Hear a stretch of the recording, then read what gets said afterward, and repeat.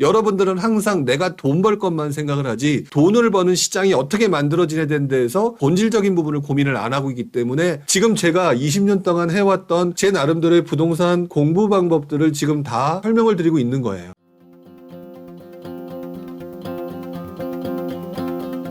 자, 이제 시작하도록 하겠습니다. 12월 7일 부동산 노포 시간 여러분들과 함께 이야기를 나누는 시간인데요. 일단 오늘 제가 준비한 내용은 신임 국토부 장관이 이번에 선정이 됐는데 그 내용을 가지고 한 번쯤 얘기를 해볼 필요가 있지 않을까. 그리고 제가 예전부터 언급했던 내용에 대한 거 한 번쯤 좀 찝어드리는 게 맞지 않을까라는 생각을 좀 해보게 됐습니다. 그래서 오늘 이 부분에 대해서 한번 이야기를 해보려고 합니다. 일단 오늘 이 시간에 아까도 제가 말씀드렸듯이 이제 국토부 장관의 등장과 관련된 얘기를 하려고 하는데 그 전에 미리 여러분들한테 조금 양해를 좀 구해야 될 게 있을 것 같습니다. 내년도부터 제가 유튜브와 그다음에 또 제가 개인적으로 준비하고 있는 커리큘럼 강의 이런 것들 때문에 올 12월까지 진행되는 부동산 노포 시간은 아마도 12월 말까지 진행이 되고요. 그다음부터는 이렇게 매주간 진행하기는 좀 어려울 것 같아요. 한 달에 한 번 정도 진행하는 걸로 아마 진행이 될 것 같습니다. 먼저 그 점에 대해서 양해를 좀 부탁을 좀 드리고요. 그 대신 이렇게 진행을 하려고 합니다. 지금 제가 뉴스를 가지고 진행을 하게 되는데요. 이 뉴스를 가지고 진행하는 데 있어서 조금 더 깊숙한 내용, 이제 유튜브에서 말하지 못할 만한 내용들, 대놓고 떠들어야 되는 내용들이 사실 좀 있는 것 같아요. 원래 제가 밴드방을 운영을 하고 있었는데요. 그 밴드방 운영 방식을 바꿔서 내년부터는 지금 이제 유튜브에서 하고 있는 부분의 심화 부분을 그쪽에서 진행을 하게끔 하려고 합니다. 그래서 그 부분에 대해서 물론 그렇다고 해서 부동산 노포를 안 한다라고 지금 말씀드리는 게 아니에요. 여러분들한테도 분명히 어느 정도의 정보를 제공해야 되는 부분이 있기 때문에 한 달에 한 번 정도는 분명히 부동산 노포를 통해서 정식적으로 라이브를 진행을 하고 여러분들과 함께 시장 분위기를 파악을 한다. 단 제가 지금 고민했던 부분은 이 부분인 것 같습니다. 왜 그러냐면 여러분들한테 제가 꼭 드리고 싶은 말씀이 뭐가 있냐면 시작하기 전에 여러분들은 아마 부동산 상승장 때 정부의 정책을 보면서 풍선 효과를 보고 풍선 효과에 해당되는 지역을 찾아서 투자하는, 즉 바꿔 말하면 풍선 효과를 이용해서 투자를 하시는 모습들을 보였을 겁니다. 자, 그런데 시장이 바뀌게 되면서 요즘 많이 분위기가 위축되고 안 좋잖아요. 이런 시기에는 풍선 효과라는 게 거의 나타나지 않습니다. 반대로 뭐가 나타나냐면 정부 정책이 여러 번 반복되는 누적 효과라는 게 나타나게 됩니다. 자, 그래서 정부 정책이 예를 들어서 A란 정책, B란 정책, C란 정책이 텀을 두고 나타나는데 이것들이 누적되면서 어떤 특정 상품, 특정 지역, 특정 대상물에 대해서 여러분들의 관심이 늘어나는 누적 효과가 발생하는, 그러니까 시장이 별로 좋지 않을 때 나타나는 현상이죠. 그렇기 때문에 지금 제가 현재 해드리고 있는 이 부동산 노포 라이브라고 하는 부분을 조금 더 심화해서 일종의 커리큘럼처럼 진행을 해야 된다는 생각을 했었어요. 그래서 그 부분을 가지고 해야 되는데 바로 오늘 여러분들한테 어떤 부분을 해야 되는지 오늘 신임 국토부 장관과 관련된 비주택과 관련된 얘기를 할 건데요. 제가 누적 효과라는 걸 통해서 어떤 식으로 봐야 되는지를 설명을 좀 시켜드리려고 합니다. 그리고 그 부분이 굉장히 중요하다라는 것들을 말씀을 좀 드리려고 하죠. 그래서 여러분들이 신문 기사를 볼 때 어떻게 보는지도 모르고 또 어떻게 내가 그것들을 캐치를 하거나 계속 반복해서 봐야 되는지 또 어떤 부분을 공부해야 되는지 잘 모르신다는 생각 때문에 오늘은 그거에 대해서 조금 더 설명을 좀 드리려고 해요. 그리고 지금 제가 보여드리는 것들 보시면서 이제부터는 누적 효과라는 게 무엇이고 어떤 부분을 봐야 되는구나 라는 부분들을 조금 더 아셨으면 좋겠다 이런 말씀을 좀 드립니다. 자, 이제 한번 얘기를 진행을 할 건데요. 일단 먼저 시장 분위기를 보고 그 다음에 내용을 진행하면서 말씀을 좀 드리도록 하겠습니다. 일단 제가 여러분들한테 부동산 노포 라이브를 통해서 매주마다 신문 기사를 보여드렸던 것들을 알고 계실 거고 그 내용을 통해서 과거 이야기나 또는 옛날에 이랬다는 얘기를 들어보셨잖아요. 이것들을 통해서 여러분들의 경험이 자연스럽게 반복되는 부분과 함께 이제부터는 그 정책들이 무엇을 향하고 여러분들이 어떤 식으로 행동을 바뀌는지 이런 부분들을 생각을 해봐야 된다는 거죠. 자, 그것들을 실제로 이제 제가 내년부터 하게 될 그 내용과 관련돼서 오늘 여러분들한테 조금 더 자세하게 설명을 좀 드려야 되겠다. 자, 일단 먼저 지난주 시장 분위기를 보게 되면 뭐 사실 보실 것도 없습니다. 내용 보게 되면 별로 좋지 않은 얘기예요. 전국 집값이 23주 만에 하락을 했고 서울의 상승세가 멈췄다. 2023년 들어와서 처음에는 굉장히 안 좋았다가 살아나는 모습을 보면서 여러분들이 또 많이 생각이 좀 바뀌었고요. 또다시 이제는 뒤처지지 않으리라라고 움직이는 분들도 계셨지만 요즘 들어서 또 시장 분위기가 조금 애매한 부분이 보이는 것 같아요. 심지어는 서울의 아파트까지도 안 산다. 10월 거래량이 3천 건이 붕괴됐다라는 기사가 두 번째로 나오고 있죠. 자, 이렇게 서울 아파트 가격이 빠졌다라고 얘기하는 것뿐만 아니라 네 번째 기사를 보게 되면은요. 수도권의 당첨의 최저 가점이 25점까지 떨어졌다라는 내용이 나오죠. 즉, 서울이 오르면 갭을 벌리는 거죠. 수도권으로 갭이 메워지는 현상이 나타나야 되는데 오히려 갭을 벌려야 되는 서울이 움직이지 않고 갭을 메우는 것은 더더구나 더 안 좋아지는 상황이 만들어지는 현상. 이것들이 여러분들이 그동안 보지 못했던 그리고 뒤늦게 최근 들어서 많이 보는 현상. 이것들 때문에 아마 많은 사람들이 답답해 하시거나 머리가 복잡해 하실 거라는 생각이 들어요. 그러다 보니까 또 누군가는 올라도 너무 올랐다라는 기사 밑에 보이시죠? 그리고 아파트 가격이 2차 조정기가 시작되나라고 하면서 또다시 공포감을 불러일으키는 그리고 이것들을 이용해서 여러분들을 후킹하는 이런 유튜브들도 상당히 많다. 그러니까 이런 게 되게 안타까운 부분이겠죠? 자, 그러면서 사람들은 이제 이런 생각이 들기 시작합니다. 특례보금자리도 축소됐죠. 더 시장 자체가 지금 겨울이니까 비수기잖아요. 자, 비수기니까 집값은 내년 봄까지는 숨고르기를 할 것이다. 그러면 시장이 꺾이는 건가? 주춤하는 건가?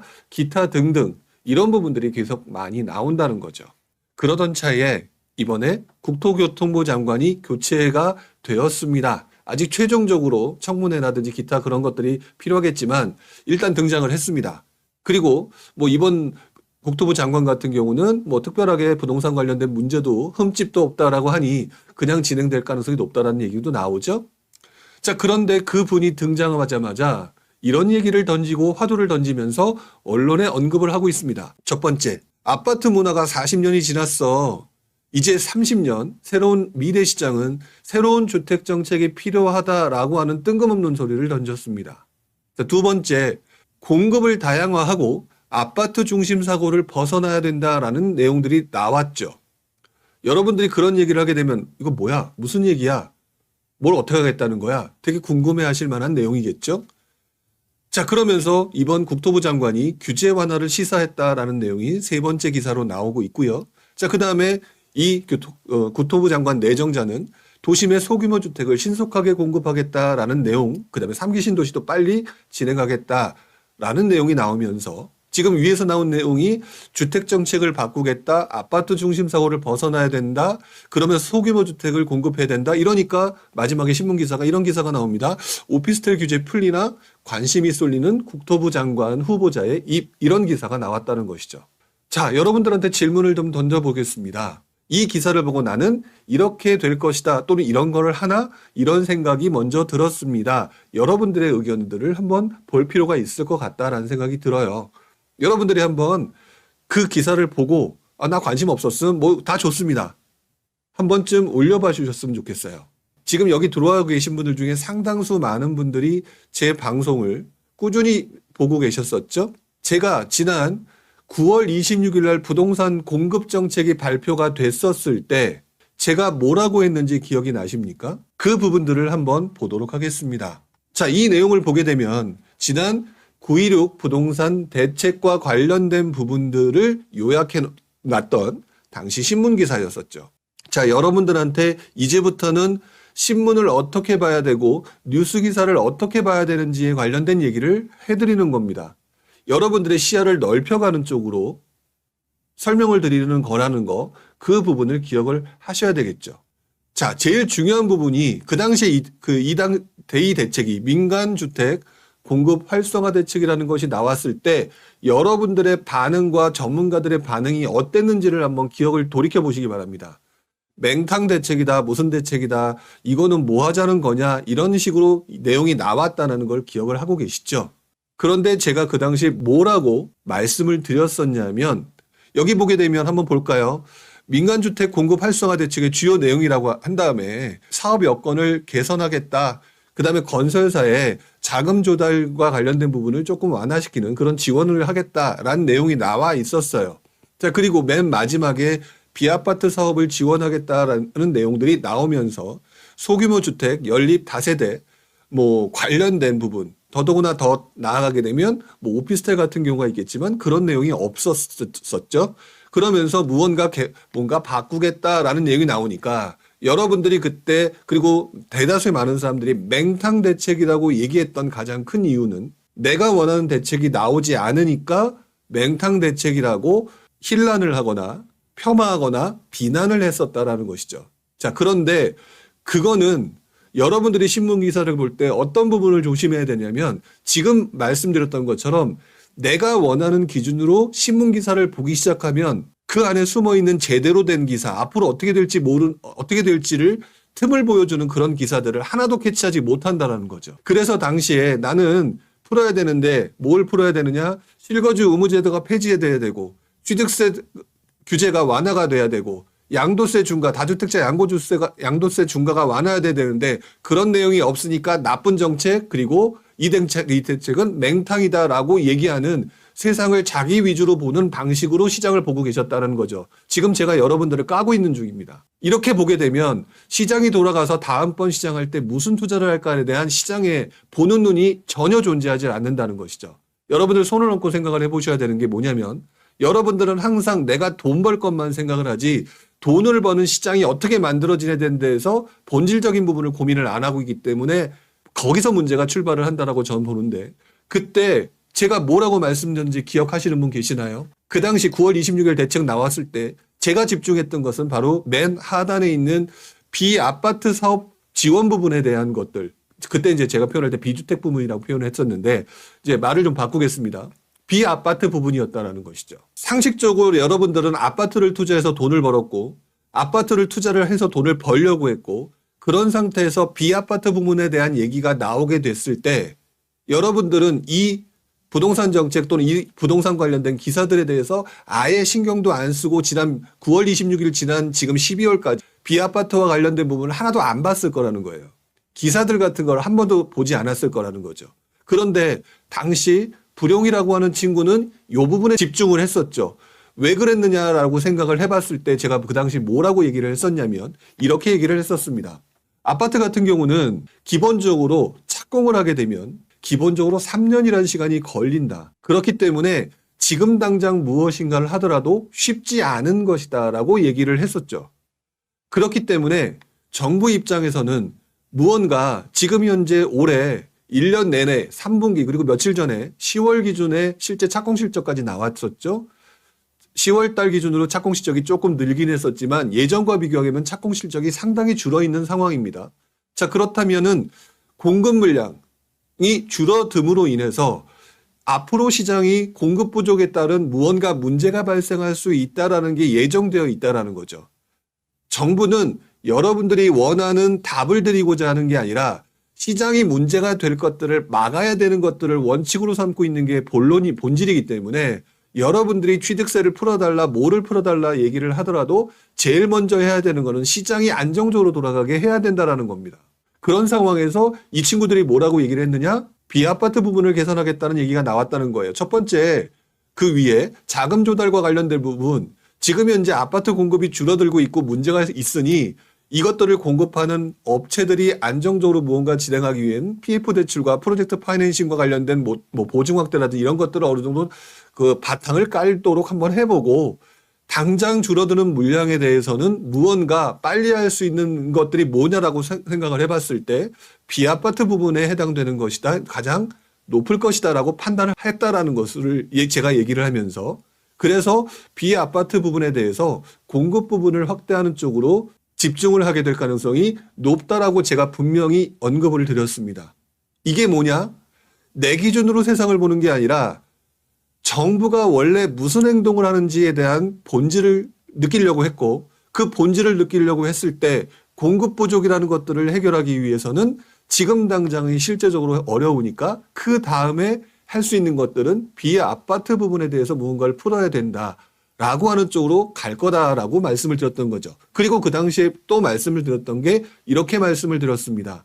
물론 지금 오늘 시간적인 문제 때문에 그 당시에 있었던 거 9월 26일 날 나왔던 것들을 다시 한번 여러분들 유튜브에 오픈되어 있으니까 들어가서 한번 보시기 바랍니다. 그때 뭐라고 말씀을 드렸느냐.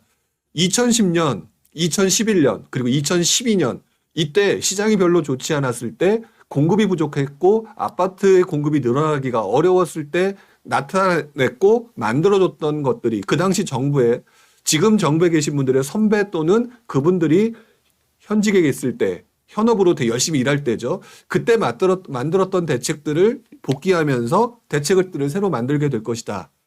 라는 것들을 설명을 좀 드렸었습니다. 916 대책이 아파트 부분에 대한 얘기가 나왔는데 처음에는 모든 것을 풀어주는 모습에 가는 게 아니라 안정적으로 하나, 두 개, 세 개 하면서 시장을 점점 틈새를 넓혀갈 거다라고 표현을 했던 거 기억나실 겁니다. 그래서 그 당시 916 대책은 앞으로 나올 대책의 챕터 1이다.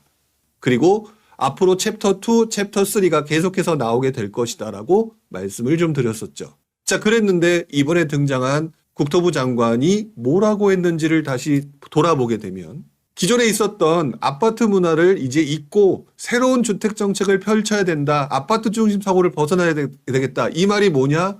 본인이 내정되면서 본인이 해야 될 것을 위해서 지시를 받았던 아니면 보고를 받았던지 간에 이 부분에 대해서 집중적으로 뭔가 케어를 해야 되겠다라고 하는 부분들을 여러분들한테 언급을 한 거라는 거죠.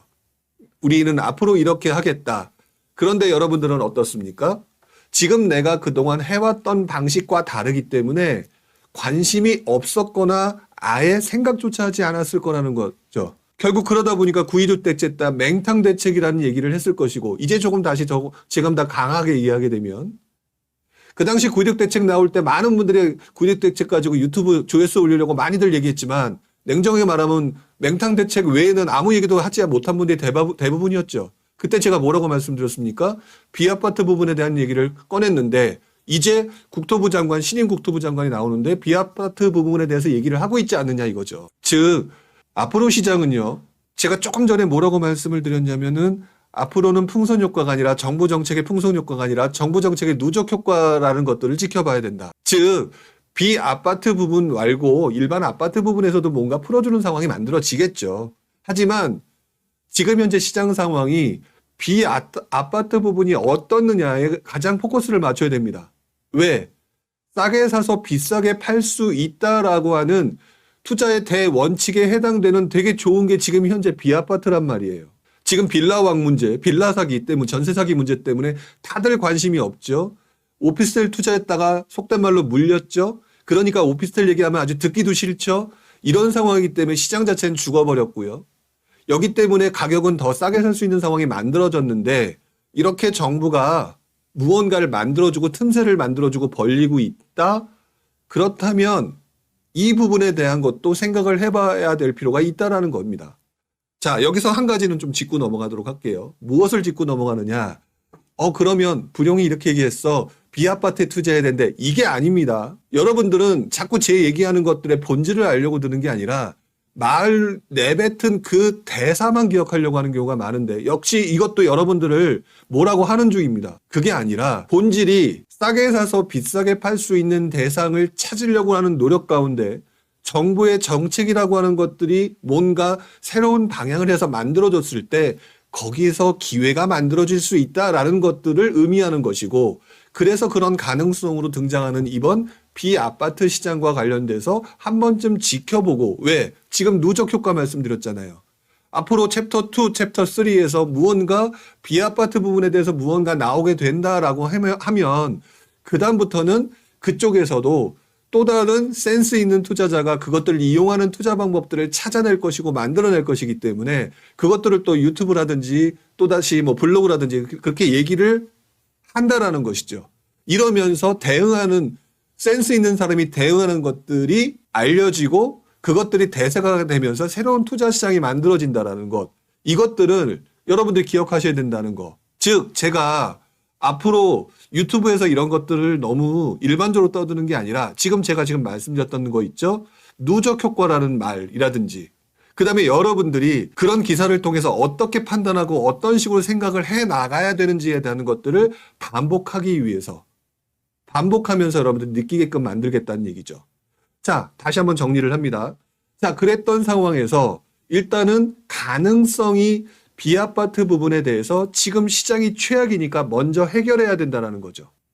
그런 상황에서 지금 이런 것들을 만들어서 던지고 있는다? 그렇다면 이것들이 뭔가 구체적이 됐을 때는 여러분들 거기서 무언가 새로운 기회가 나올 수 있다. 그런데 여러분들 중에 지금 상당수는 내가 아는 부동산 투자 방법 뭐 있습니까? 들어와 있는 사람 중에 거의 대부분 갭 투자 하나밖에 모르죠. 그 다음에 뭐가 있을까요?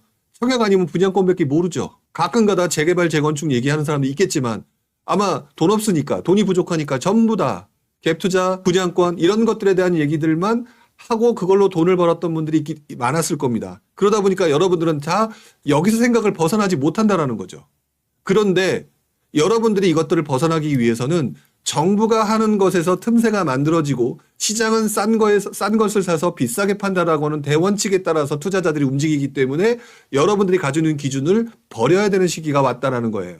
왜? 여러분들 그걸로 지금 투자할 때가 하나도 안 보이지 않습니까? 제가 여러분들 보이는데요. 지방 가면 될 것 같은데요. 라고 했는데 지금은 당장은 아니라고 제가 얘기를 하지 않습니까?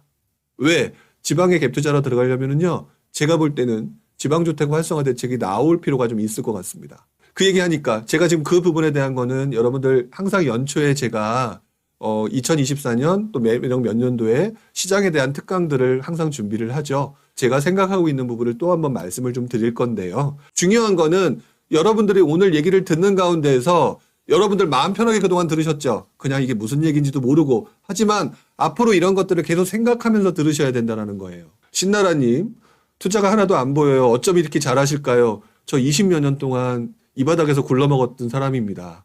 여러분들과 똑같은 과정 안 겪었겠습니까? 똑같았다는 거죠.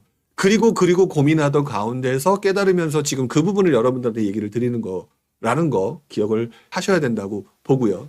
자, 그렇다면 아마 여러분들은 신인국토부 장관이 등장했던 기사 그리고 지금 보여드렸던 이 기사 속에서 수많은 기사들이 보이는데 세 번째 기사만 보일 겁니다. 왜? 국토부 장관 내정자가 규제 완화를 시사했다. 그러면서 나는 취득세 풀어줄라나? 양도세 중과 풀어줄라나? 등등 내가 원하는 것들만 쳐다보는 이 기사만 보였을 거라는 거죠.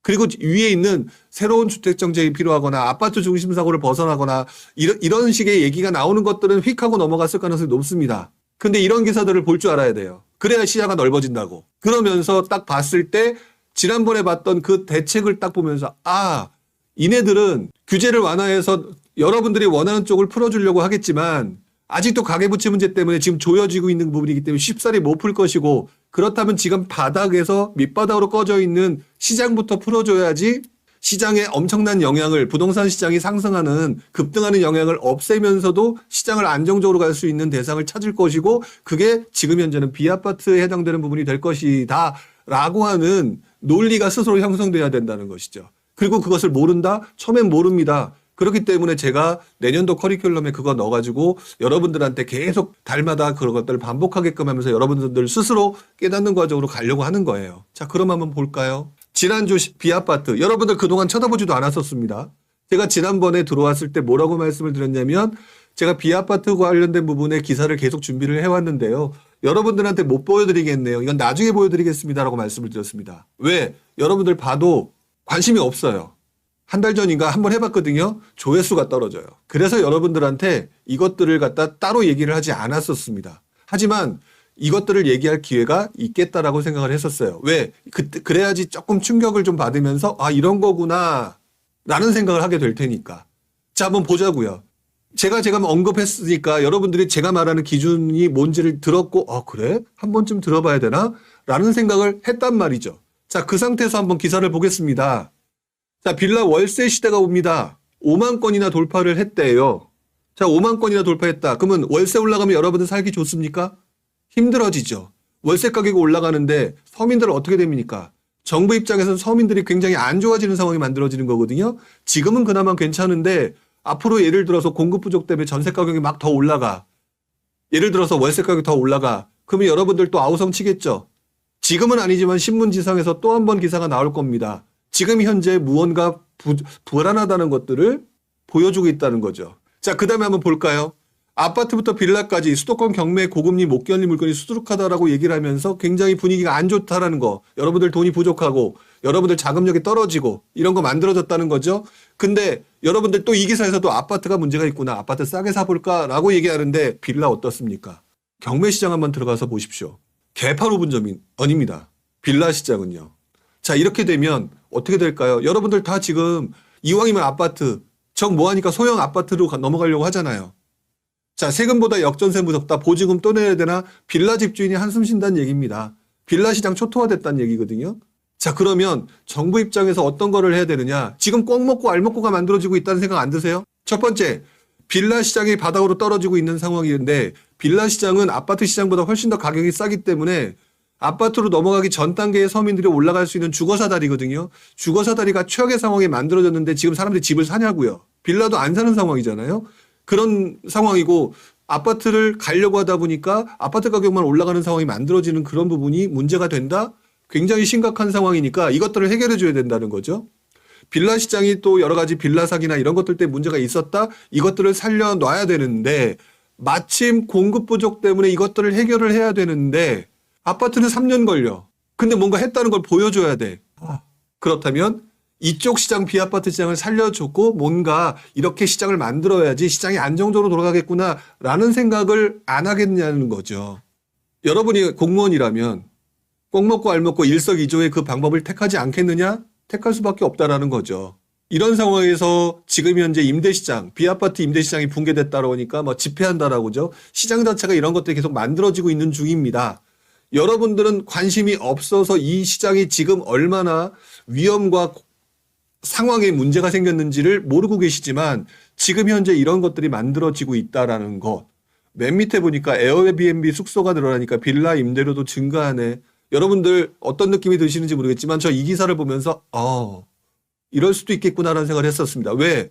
여러분들 만약 빌라를 가지고 있으면 세입자한테 주는 게 아니라 에어비앤비를 하고 있는 사람이 늘어나고 있다는 얘기거든요. 왜? 그게 더 쏠쏠하니까. 그럼 이 말은 무슨 말인 줄 아시나요? 일단 일반 서민들한테 공급되는 빌라의 공급량이 줄어든다는 얘기가 되는 거겠죠.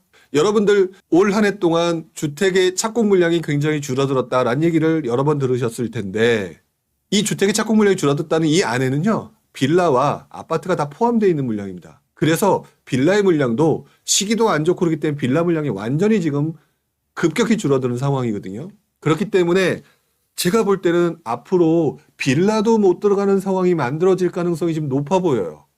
왜? 아파트도 지금 착공이 줄어들었으니까 앞으로 몇 년에 문제가 생기죠. 빌라 같은 경우는 보통 6개월, 8개월 이때쯤 완공이 돼서 들어갈 수 있는 물량인데 그 물량이 완전히 사라졌다? 그렇게 되면 집을 안 사게 되면 전세 가격 상승이거나 월세 가격 상승인데 지금 벌써 맨 위에서 빌라 월세 가격이 오르고 있고 그다음에 빌라의 공급, 에어비앤비로 빠지는 그런 것들 생긴다고 하면 어떤 상황이 만들어지겠느냐 한번 생각해 보시라는 거죠. 자, 이게 지금 일반적인 부동산을 책 보고 공부해서 알 수 있는 내용이 아니에요, 여러분들. 평상시에 생각을 어떻게 하느냐에 관련된 부분이죠. 이런 부분들을 계속 여러분들이 부동산 책을 잠깐 접어두셔도 좋습니다. 이런 기사들을 보면서 이런 식으로 사람들이 생각하고 이 사람은 이런 식으로 생각하고 이런 것들을 조합하니까 이런 결과가 만들어지네. 이런 것들이 연습이 되셔야 된다라고 얘기를 하는 거거든요. 그랬을 때 비아파트 시장 지금 현재는 무시하고 있으나 제가 볼 때는 빌라 시장, 비아파트 시장도 공급 부족으로 뭔가 문제가 생길 수 있는 소지가 있겠구나. 그런데 이 시장의 틈새를 벌려준다라고 얘기하면 기회가 만들어질 수도 있겠구나. 이런 게 설사 내가 나중에 틀렸다라고 하더라도 이렇게 생각을 다양하게 해보셔야 된다는 거죠. 자, 그렇다면 나름대로 기회가 올 수도 있겠죠. 자, 그러면 여러분들은 그 다음 단계에서 무엇을 물어보느냐. 그럼 어떻게 해야 됩니까? 라고 얘기를 하는데 그걸 제가 어떻게 합니까? 시장은 정부가 옛날에 DSR을 만들어줬습니까? 옛날에는 DTI 제도였습니다. 근데 이번 장에는 DSR이 만들어졌던 거죠. 옛날에는 공시지가 1억 미만에 관련된 어떤 그런 내용이 없었는데 이번 장에는 공시지가 1억 미만에 관련된 내용이 있으면서 거기서 틈새가 만들어졌거든요. 시장이 정부가 사람이 여러분이 어떤 행동을 하고 어떤 움직임을 보이느냐에 따라서 투자처와 투자 대상이 달라지는 거기 때문에 지금 제가 얘기를 해드리는 그 부분은 무엇이냐? 앞으로 시장의 변화 포인트가 나타날 시점이라는 것들을 언급을 해드리는 거지, 이것들을 가지고 단순히 어디를 가라 그렇게 얘기할 정도로 간단한 투자라면 여러분들은 다 부자가 됐어야 된다라는 거 저는 생각을 해요. 자, 결국 제가 말씀드리는 것들은 제가 여러분들한테 화두를 던집니다. 왜? 저는 일단 몇 번 경험을 했으니까. 화두를 던지고 여러분 생각을 하게 하고, 그 생각을 했는데 옛날에는 생각하지 못했던 것을 생각을 하고, 이것들을 합치면서 여러분들도 누군가 또 집단 지성이죠. 그런 사람이 툭 튀어나왔던 것들이 합쳐지면서 아, 이런 방법이 있겠구나, 이런 식으로 흘러가겠구나 라는 식으로 분위기가 만들어져야 되는 게 여러분들이 공부하기가 가장 좋은 방법이에요. 시장이 안 좋을 때 공부할 때 이렇게 공부를 해야 된다라고 저는 생각을 합니다. 자, 결국에는 지난주 비아파트 시장의 분위기를 가지고 지금 제가 잠깐 설명을 했는데 어떠신가요?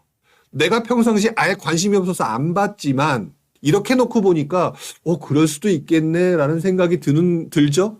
자, 그런데 저는 그동안 비아파트와 관련된 기사들을 계속 수집하고 있었습니다. 왜? 이런 부분들이 지금 제가 예전에 언급했던 것처럼 정부의 공급 정책이 챕터 1에서 비아파트 부분을 보니까 분명히 시장이 어느 정도 시장 분위기에 따라서 뭔가 나올 것 같으니까요. 제가 여기 들어오기 전에 보니까 이런 기사들이 나오더라고요. 오피스텔이 왜 주택입니까? 역차별의 규제 철폐 목소리 커진다. 언론 플레이가 나오고 있죠. 자, 여러분들 오피스텔 하면 느낌이 지금 아니야 라고 하는데 오피스텔이 왜 주택입니까? 라고 얘기하면서 너무 힘듭니다 라고 하는 목소리가 높아지고 있잖아요.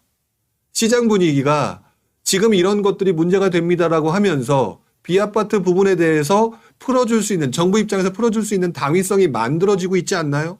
정부 입장에서 오피스텔을 했는데 오피스텔 가격이 너무 올라가지고 지금 서민들이 거기 못 들어가는 상황이야. 그럼 풀어줄 수 있을까요? 오히려 규제를 해야 되겠죠. 그래서 그런 것들 규제를 풀지 못하고 있는데 이런 식의 문제가 막 얘기가 나오고 있습니다. 그러면 어떻게 돼요? 그러면 풀어줄까? 그러면서 눈치를 보겠죠, 여러분들의. 그럼 여러분들도 아니야, 이 정도 되면 좀 뭔가 풀어줘서 이렇게 돼. 이런 시장 심리가 바뀌는 상황 때 뭔가가 나온다고요. 아까 제가 말씀했던 거 잊지 마시기 바랍니다. 누적 효과. 제가 책에서도 언급을 하지 않았고 그냥 가끔 가다가 필요에 따라서 얘기를 하거나 이렇게 되고 그 시기에 맞지 않으면 얘기를 하지 않는데 여러분들 머릿속에는 풍선 효과밖에 모를 거예요. 정부 정책에 따른 풍선 효과. 이건 상승장에서만 나오는 얘기고 그렇지 않은 시기에는 정부 정책이 쌓여가면서 틈이 더 크게 벌어지는 곳을 찾는 누적 효과라는 것들을 찾으셔야 됩니다. 누적 효과를 찾는데 지금 현재 챕터 1 또는 챕터 2가 나오기 직전 상태에서 지금 현재 오피스텔이 주택입니까? 이거 뭔가 해줘야 됩니까? 해줘야 되지 않습니까? 라는 게 나오고 있다는 것이죠. 자, 그러면서 오피스텔 인허가 60% 급감했대요. 주택산업연구원, 결국 얘네들이 뭐라고 얘기하느냐? 주택수 제외해야 되지 않겠습니까? 요즘 같은 분위기에는. 이러면서 나름대로 공신력 있는 기관에서 이런 표현을 쓰기 시작합니다. 이것들이 지금은 바로는 안 해주겠죠. 근데 시간이 흘러가고 시장이 더 안 좋아지거나 비아파트 부분이 문제가 더 생긴다면, 공급은 더 줄어든다면, 아파트 공급이 늘어날 수가 없는 상황이 된다면 이거를 풀어줄 수 있는 당위성도 만들어지고 여러분들도 이 정도는 풀어줘야지 생각이 바뀔 수 있다는 것이죠. 이런 것들이 나오고 있고요. 독신가구형 주택공급 활성화 대책이 세워야 된다. 아까 말했던 소형주택이죠. 도시형 생활주택이라든지 1인용이라든지 이런 것들이죠. 밑에 나오네요. 소형주택 공급 절실 이렇게 얘기하면서 지금 현재 방향성을 잡아가고 있고 언론 플레이도 나오고 있다는 게 지금 현재 모습이라는 거죠. 여러분들한테 질문 한번 던져볼까요? 제가 지금 이것을 말하기 전까지 여러분들은 한 번이라도 이런 걸 생각해 본 적이 있느냐? 없으셨을 거라는 거. 그리고 그것들을 왜 생각을 못 해봤느냐? 여러분들은 아직까지 부동산 투자라는 데 있어서 뉴스를 볼 때 그냥 내가 하고 싶은 것들의 대상만 찾아왔을 뿐 그 반대적인 것들을 찾으면서 이 누적 효과 같은 것들을 보면서 대상물을 찾는 행위를 해야 된다라는 사실조차를 전혀 모르고 있었다라는 겁니다. 바로 이 부분을 집중적으로 생각을 하셔야 돼요. 오늘 제가 조금 더 평상시보다 더 강하고 노골적으로 얘기를 좀 말씀을 드리고 있죠. 이제부터 여러분들이 공부하셔야 될 부분은 갭 투자를 어떻게 해야 되느냐가 중요한 게 아니에요. 재개발 투자, 분양권 투자를 어떻게 해야 된다가 중요한 게 아니에요. 그거는 나름대로 공부하신 분들이 있고 또 공부 안 하신 분들은 이제 공부해야 된다면 조금 공부하시면 돼요. 충분히 공부할 수 있는 실력 됩니다. 그리고 그런 내용 많아요. 중요한 거는 그것들을 찾는 데 있어서 어느 곳이 움직이고 어느 곳이 풀어지겠느냐라고 하는 이 시장이 전반적으로 돌아가는 흐름 같은 경우를 전혀 알 방법이 없으니까 이것들에 대해서 설명을 좀 드린다는 것이죠. 그러면 제가 그동안 여러분들한테 보여주지 않았던 지난 몇 주간의 기사를 한번 잠깐 언급을 해서 보여드리도록 하겠습니다. 이게 2주 전의 기사입니다. 11월 30일 그때 제가 목요일 기준으로 제가 날짜를 적어놨는데요. 자, 토지거래 허가제가 풀렸었죠. 그래서 강남 지역들을 풀렸다라는 거, 아파트를 지역은 풀렸다라고 얘기했는데 그때 강남권 빌라를 찾는 사람이 없다. 강남 같은 경우는 그래도 빌라라도 들어가려고 하는 사람들이 강남에 살고 싶어 하는 사람이 되게 많은데 그런 상황까지도 지금 현재 그렇지 않다? 굉장히 심각한 상황이었다는 거죠. 그리고 그 밑에 쭉 가게 되면 지방 미분양에 세제 혜택도 줘야 될 거고 오피스텔 주택수 빼야 된다는 얘기가 지난주에도 있었어요. 2주 전에도 있었다고요. 언론 플레이가 계속해서 지금 만들어지고 있었다라는 거. 근데 여러분들은 앞에 있는 것만 봤겠죠. 지방 미분양? 풀어줄라나? 그런데 포커스는 지방 미분양을 맨 앞에 둔 거는 여러분들의 관심도가 높으니까 맨 앞에 둔 거예요. 맨 앞에다가 오피스텔 그 주택수 빼주고 지방 미분양 주택 혜택을 줘야 맨 앞에 있는 것부터 나오게 되면 아마 클릭수가 줄어들었을 겁니다. 오피스텔 주택수 제외란 얘기 지금 연속해서 나오고 있죠. 시장에 분위기를 만들어 나가고 있는 중이라는 겁니다. 뭐 이걸 또 음모론적인 입장에서 보실 필요는 없어요. 시장이 상대적으로 좋지 않았을 때는 반대급부의 얘기가 항상 나오게 되기 때문에 그리고 그것들이 세력을 얻게 되면 그것들이 명분이 돼서 대책이 나오게 되는 거거든요. 자, 그 다음에 오피스텔 여전히 한파 고금리의 투자 매력 떨어져. 여러분 이 기사를 보면서 무엇을 하느냐? 오피스텔은 안 봐라고 얘기를 하게 될 텐데 문제는 오피스텔을 아무도 안 보니까 싸게 살 수 있는 상황이 만들어질까? 그런데 나중에 오피스텔이 주택수에 제외되면 사람들이 몰려올 수 있겠네라고 하는 조각과 조각의 신문 기사를 합치면서 조합하게 되면 예상해 볼 수가 있잖아요. 챙겨야 될 부분이 뭐예요? 정말 비아파트 부분, 오피스텔 부분을 풀어줄 것이냐라고 하는 정부 정책이 나올까? 이런 흐름들을 계속 선택해서 지켜볼 수가 있다라고 말씀을 드릴 수가 있는 겁니다. 자, 2주 전의 모습이 이렇다라고 얘기를 했는데 그쵸? 그렇다면 또 한번 그 직전으로 넘어가 볼까요? 제가 다른 아파트 기사 설명하면서 이 기사 설명했으면 여러분들 이 기사 눈에 하나도 안 들어왔을 거예요. 그래서 그때 제가 일부러 뺐던 건데 아예 대놓고 이번엔 다 모아서 한번 보여드리는 겁니다. 부동산 기사는요. 그 다음에 시장의 흐름을 보기 위해서는요. 이렇게 모아보는 법을 연습하셔야 됩니다. 왜? 하나를 보게 되면은 그 시점의 스팟 시점의 내용이지만 이것들을 모아놓고 보게 되면 플로우의 영역입니다. 흘러가는 흐름을 볼 수가 있는 거거든요. 자, 그렇기 때문에 이 부분을 보고 3주 전으로 넘어가서 23일자 제가 준비했던 것들을 보게 되면 서울 전셋값이 아파트 뭐 이런 것들을 상승하는데 연립주택은 하락했다고 하죠. 빌라 오피스텔 발길이 끊겼다라고 얘기하죠. 전세시장 비아파트 비중이 20% 미만으로 떨어졌다고 그러죠. 최악이라는 상황이죠. 이것들을 보면서 정부가 가만히 내두겠느냐. 정부는 시장의 안정이 기본인데 그렇죠? 그런 상황이 있었다라는 거죠. G14산업센터 경매 8년 만에 최대 오피스텔 주택수 제외 또 나왔어요. 자, 이런 식으로 지난 몇 주간 몇 개월간 지금 심각해진 비아파트 부분에 대해서 여러 가지 문제점들에 대해서 노출이 되고 있다라는 거죠. 여러분들도 그렇고 오피스텔을 사가지고 물린 사람, 지사를 사서 물린 사람 다 우리 국민들이죠. 그리고 그분들이 그걸로 인해서 힘들어서 경제활동을 못하게 되면 GDP가 떨어지는 거라고 생각할 수도 있는 겁니다.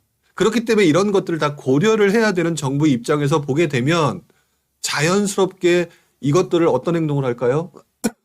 풀어줘야 되는데 아까 표현했던 공급 부족을 빨리 해결할 수 있는 게 이 부분이니까 이 부분을 한번 고려해 볼까라고 하는 식으로 시장에 컨센서스가 만들어질 가능성이 있다라는 거죠. 자, 오늘 이 영상 같은 경우를 조금 더 많이 고민을 좀 해보시기 바랍니다. 제가 그동안 어떤 그 부동산 관련된 뭐 나름대로 여러분이 전문가로 평가해 주시니까 설명을 그동안 많이 드렸었는데 여러분들이 제 기사를 보고 제 내용을 보면서 깊게 들어가지 못했던 가장 큰 이유는 제가 지금 설명해드린 이 과정과 방법들을 한 번도 시도해보지 않았기 때문에 발생되는 현상일 거라는 거. 그것들을 꼭 기억해 보실 필요가 있을 것 같아요. 자, 그렇다면 이것들을 시간을 길게 보면 나중에 정부가 무언가 만들어주겠다는 생각이 드시죠? 자, 이게 3주 전의 기사입니다. 자, 그러면 또 한번 넘어가 보도록 할게요. 또 한 5주 전 넘어갑니다. 빌라 기피 현상이 심화됐다라는 내용 너무 많이 나오죠. 빌라 시장 무너졌다는 기사가 나옵니다. 한국 아파트 공화국 빌라 사는 우린 뭐지요? 참. 자, 이런 것들이 계속 나오고 역시 또 마찬가지 또 나오죠. 오피스텔 주택수 제외. 자, 이거 모아보니까 여러분 어때요? 지금 한 달이 넘도록 오피스텔 주택수 제외라고 하는 부분에 대해서 계속 어필을 하고 있는 게 보여지고 계시죠? 여러분들은 저한테 이렇게 물어봅니다. 부룡님, 오피스텔은 주택수 제외될 수 있을까요? 그럴 때 제가 항상 하는 말, 제가 어떻게 합니까? 대응의 영역인데요. 라고 얘기를 하죠. 그런데 여러분들보다 저는 더 빨리 캐치를 합니다. 뭐라고 하느냐? 바로 이런 부분으로. 지금 제가 20년 동안 해왔던 제 나름대로의 부동산 공부 방법들을 지금 다 설명을 드리고 있는 거예요. B아파트 부분이 오른다 떨어진다라는 얘기를 저는 한 적이 없습니다. 왜? 아직도 저는 지켜보고 있는 중입니다. 그러나 캐치하는 것만큼은 그래도 빨리 캐치하는 편인 것 같아요. 근데 그 방법을 어떻게 캐치하느냐? 지금 보여드린 거가 거의 다입니다. 처음엔 익숙지 않지만 일단 기사 하나로 판단하는 것이 아니라 기사의 영속성을 찾아요. 그리고 그 기사 속에서 명분을 만들어내는 기사, 그리고 정부에게 명분을 주는 기사들이 만들어지고 그것들이 구체화가 되면, 그리고 많은 분들이 더 힘들어지는 상황이 되면 정부는 B아파트 부분과 관련돼서 무언가를 풀 수밖에 없다는 거죠. 그래서 정부 정책은 규제가 시장이 좋으면 묶고 시장이 안 좋으면 푼다라고 하는 대원칙이 거기서 나오게 되는 거죠. 바로 이 부분이 여러분들이 제가 20여 년 동안 부동산 투자 그리고 부동산을 공부하는 과정에서 시간이 지날수록 생각의 깊이가 넓어지고 그러면서 그 경험이 쌓이면서 여러분들한테 말했던 것들이 그래도 여러분들의 피해를 끼쳐주지 않고 도움이 되는 쪽으로 갈 수 있었던 게 이렇게 여러분들이 해보시는 건 어떤가라는 것들을 말씀을 드리는 거죠.